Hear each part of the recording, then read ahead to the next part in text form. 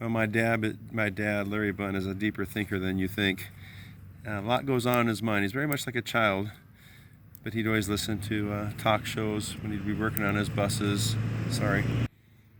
And a question he always had was, you know, this made me think a lot about it. It's finally making sense to me now. Is why is it that weeds do so well? You can kill them off. You can do what you want, and it's just they just keep growing and growing. They keep coming back. Dandelions, you got to take out the whole root, or they come back. And we've been taught by, let's just say, big corporations what a weed is and what a flower is.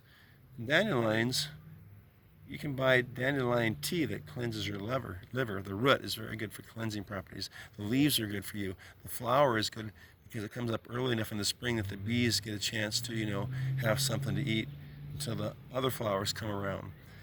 And so, come to find out, dandelions are something you want. In fact, people grow fields of them for dandelion tea. And we have it backwards. We just believe what we're told when God has a reason for things like these so-called weeds, which are quite pretty. This is the best I could do for a dandelion. Anyway, I have a friend who I've talked to for several hours on the phone and got to know pretty well.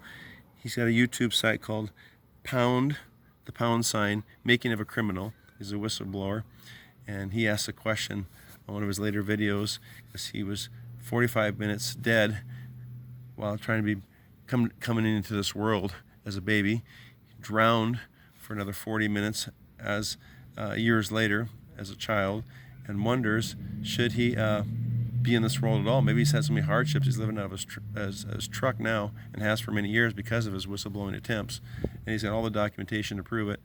And he's asking the question, and I paraphrase it a little bit. You may want to see the video itself. Excuse me. Maybe I shouldn't have been born. Was it God saving me? Was it the Most High saving me? I've learned a lot from this guy.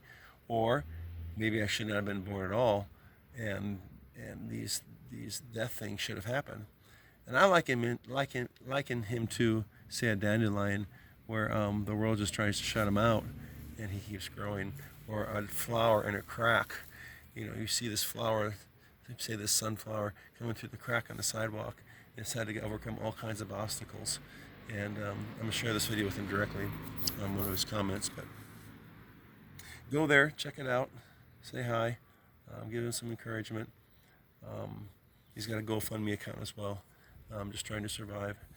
And when you whistleblow, you make all kinds of people in high places mad at you, and they shut you out of everything. And so, but I see him as having overcome a lot of obstacles and I'm still blooming. And I used to cut grass for a living back when I was a kid.